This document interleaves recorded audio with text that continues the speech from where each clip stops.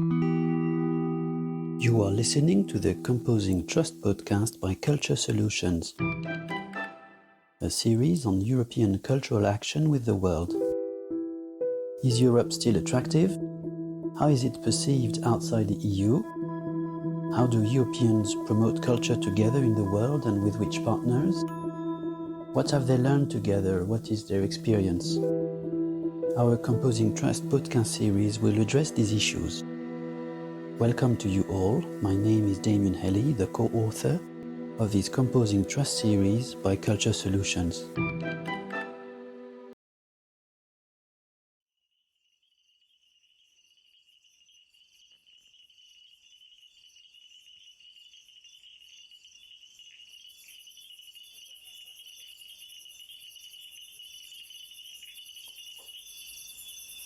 Planting trees is often described as one of the most valuable climate actions. Trees and their diversity are very useful to capture carbon, they create humidity against drought, diverse forests burn less easily, and trees prevent soil erosion. Agroforestry is about mixing trees and agriculture. It has been practiced for thousands of years. In industrialized and urbanized societies, however, we have almost forgotten about it, despite its many advantages for productivity, biodiversity, and climate action. In this mini-series on agroforestry, we try to clarify what is inside the climate and culture nexus. We will hear the voices of people who are passionate about trees, combined with all forms of agriculture. People who work every day on cultural solutions to make behavior change happen. Some are artists, others are lobbyists in Brussels, agroforestry practitioners and leaders. This episode is designed as a personal research journey through which I gathered audio material collected from interviews I ran with agroforestry specialists and from podcasts and videos available online. All references and credits are available on the webpage of this episode. In this first part on agroforestry and culture, we will see why those who practice agroforestry are actually involved in cultural action and why agroforestry is part and parcel of international cultural relations. In our second episode, we will explore the connections between arts and science in agroforestry and agroecology. Today, we will start with the voice of Katie Adams from the US, who works with American farmers on agroforestry practices. She explains, in a Regenerative Agroforestry podcast episode, why worldviews on time have an impact on the ways farmers see agroforestry in industrialized countries. People thinking of what should a farm look like or how should a farm function is a little bit at the heart of that, because so many, as you said, so many of those kind of hard points are cultural and they're not economic or ecological, because we have good data, right? Like we have the numbers to show that trees are sinking carbon, they're purifying water, they increasingly can create more production and more profits per acre than, say, grain monocrops. But it doesn't look right to folks. And the time scale is completely different. We're so used to an annual cropping cycle, or even a 2 or 3 year cropping cycle or rotations. And when we bring trees into it, we're suddenly making a long-term investment. I mean, these are things that are going to be on the landscape for a long time. And folks, especially here in the United States, I think we have a pretty short memory and a pretty short history. So we think of things in one generation instead of in multiple generations. And trees force us to confront that we're not going to be able to control something or a farm or a landscape or a system for one lifetime. Trees kind of force us to look beyond one singular lifetime and look more to the future.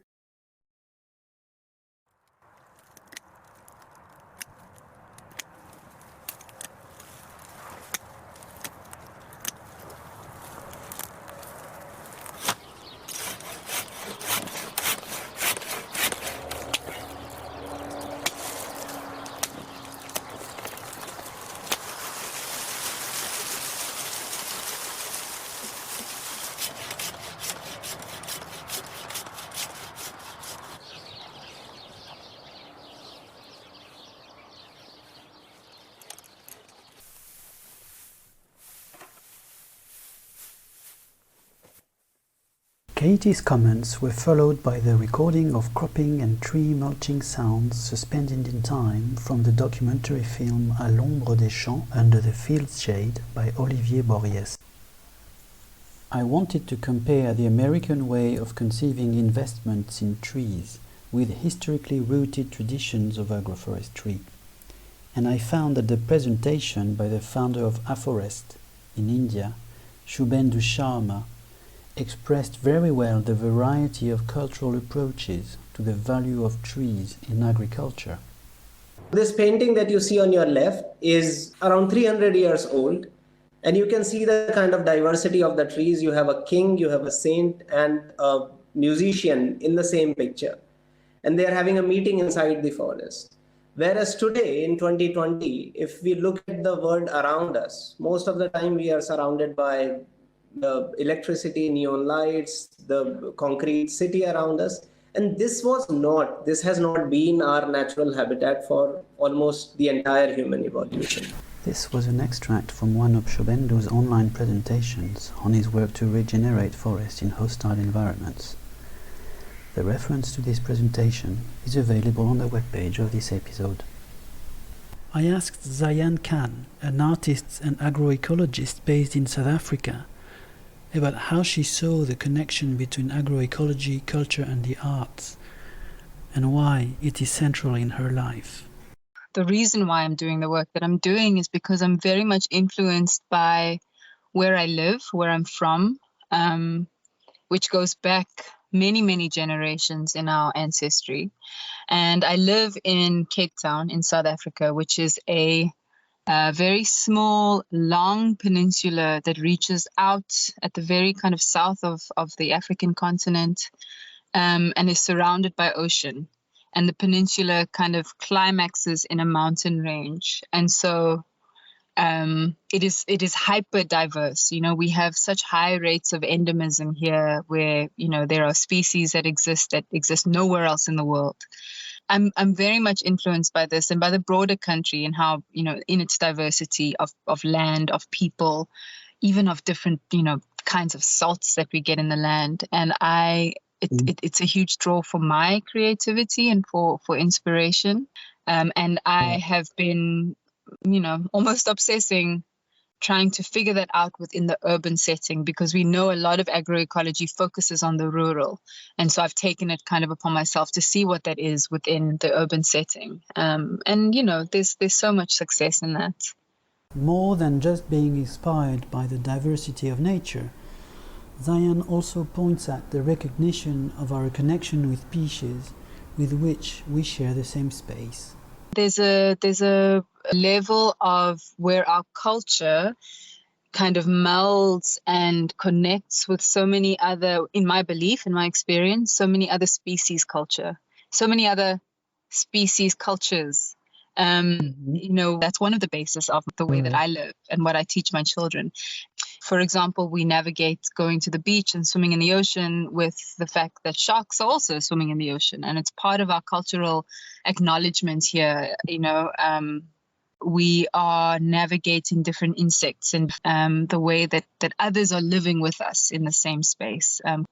To make that a tradition that we practice, you have to kind of lean into the cultural aspects of your life.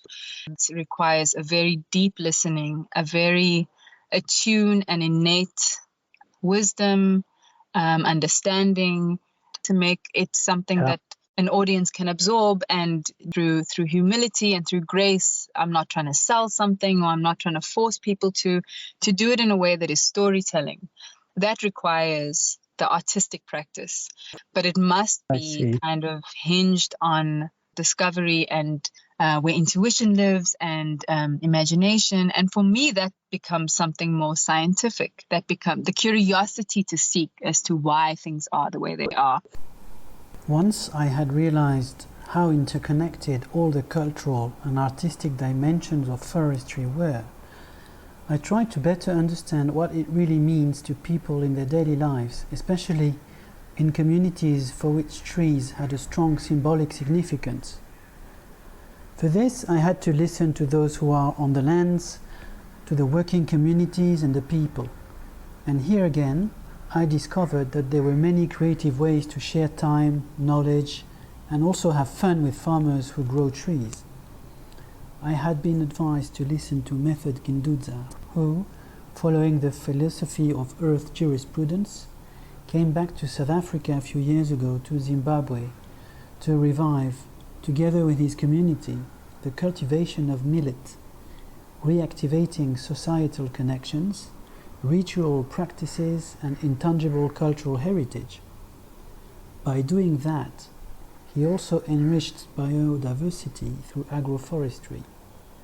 Method took part in several webinars and roundtables online, including one with Goethe Institute in Johannesburg. I approached the elders in my own family, elders in neighboring communities, speaking to them very generally, sitting under the shade of different types of trees and even enjoying our traditional beer. But each time I spoke to the elders, I felt this sense through them of how they, in some time in the past, were connected to their land, to the other beings on the land. But that elder after elder mourned and was in grief about that loss. And I thought there was work to be done. And in one of the sessions, we were talking more generally. And one elder says to me, this is how we see the connections of things. When we grow our crops, we know which one loves which one. For example, pearl millet loves cocoa beans. And I said, okay, I had heard about agroecology by that time. And I thought, is he meaning intercropping? But I mean, he did not say intercropping. He said, cocoa beans love pearl millet. Okay? He goes on to say, when we grow cocoa beans, it is a tree outside of the field, somewhere in the forest. It will tell us when the cocoa beans are ripe. Look at the Mvumira tree. When you see its leaves turning yellow, you know your cocoa beans are ready to be eaten. Where I meet the elders again and say, but it's not enough to hear what you tell me about. What else? What else can we do to get things going? One elder said, when we have to talk about our connection to nature, our belongingness to nature, we have to talk about our rituals. I said, okay, so meaning what? He says, I'm talking here about the rituals, for example, to ask for rain, rituals to bless the first fruits. And I'm getting even more interested. These are some rituals that have been done in the past 40 years, and they haven't been done again. So the elders explained some of these things to me. And in the group, in the community gatherings, in the community dialogues, these things begin to emerge. So who used to do what? Where was what done? And what did we need? We needed things like finger millet, which is a sacred crop to our land and to our people. Now, over the years, and with the work of reviving seeds, the finger millet was there. It had come back, and the elders said, now it is the time for us to go up the mountains. The finger millet is here. The elderly women who brew the beer are here. The elderly men who go up the mountains with the elderly women are here. It is time that we should go up the mountains again and celebrate and speak to our ancestors. a ritual in which all first fruits, before anything is eaten, are harvested and gathered in one place. Elders, men and women who are spiritual leaders, take this, they take it to the sacred sites, they do an offering. They come back in singing and dancing. Singing in vulgar language, dancing in the most of vulgar ways you can imagine. Then they come back, everybody joins in the singing and the dancing. So we gathered all the fruits in singing and dancing, in ululation and in real happiness. Gathered all the fresh farm produce under the Mukamba tree, the African mahogany tree. To us, that tree is sacred too, because all rituals, all family discussions, all tribal discussions happen under that tree. And in this ritual, we offer what we have harvested to the land.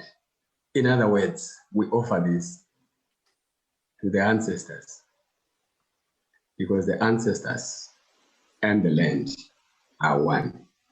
The ancestors live on the land, and the land is our ancestor, the great ancestor.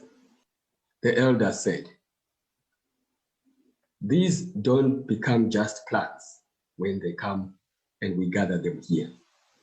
They become part of our community because they link us, we who are alive, to those who have gone, those who are our soil, our ancestors. One cannot take this without humility. As we say, the planet Earth is a huge planet. If one doesn't get the privilege of going into space to see it orbiting around the sun, you can never feel it as one single unit. But when we spend time in nature, we have the privilege of experiencing our planet, the wholeness of it. We also experience how small we are in the vastness of the cosmic system. And this can only make us even more humble, belonging to a huge world in which we are but just sand.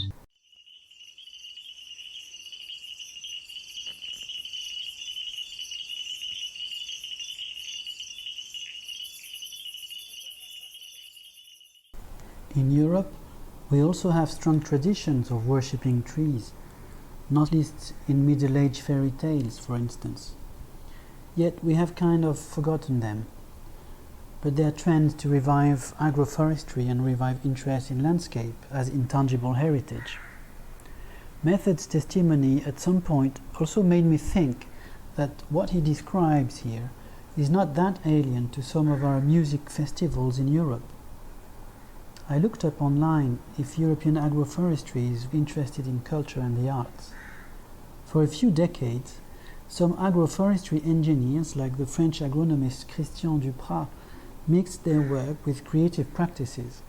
And more recently, Olivier Borries, a geographer, has developed cinematographic techniques to study agroforestry and the relations between farmers and landscapes. He produced films and used filmmaking as a research method on agroforestry, analyzing the relationship, including from an aesthetical viewpoint, between landscapes, trees, various forms of life, and the people who look after them.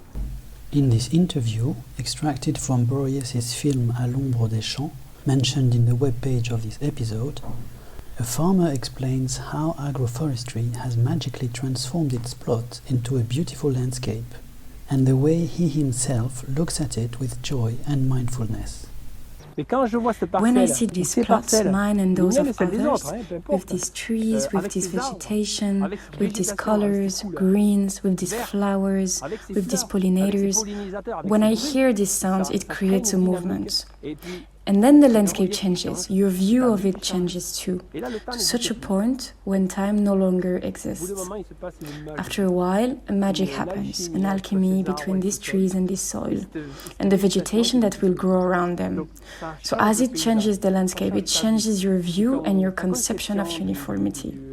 Soon it's going to be even more beautiful, all flowers and foliage. It's an image you never tire of seeing. C'est une image qu'on ne se lasse pas de voir. We will conclude this episode with the voice again of Method Kundidza, who connects the dots of what we have heard today. The role of trees and the benefits of their interactions with other forms of living, the cultural dimensions of agroforestry, both as worldviews and as cultural expressions. It is our firm belief that when that relationship between we as humans and the rest of other living elements on the living planet is established, it is that which forms the basis of what we can define as happiness. Perhaps we have to redefine what we mean by happiness. And happiness can be a universal concept. It's a concept that's specific to a community. What defines happiness in this place cannot be the same in that place. And it is exactly how Mother Earth works. It is the diversity of people's views and people's ways of lives, cultures. Yeah.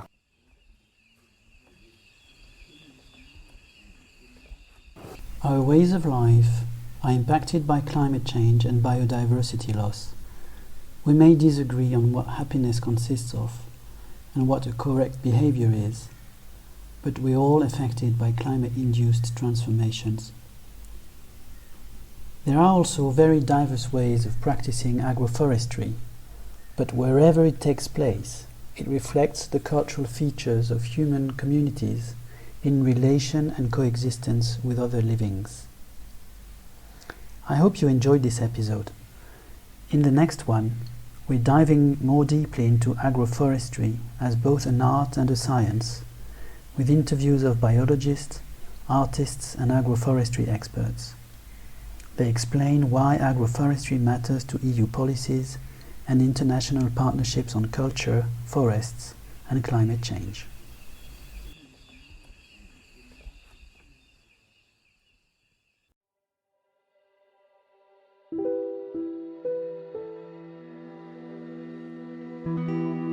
Thank you for listening to today's episode of our Composing Trust podcast by Culture Solutions. If you liked it, you can subscribe and follow us on your favorite podcast platforms and contact us at culturesolutions.eu.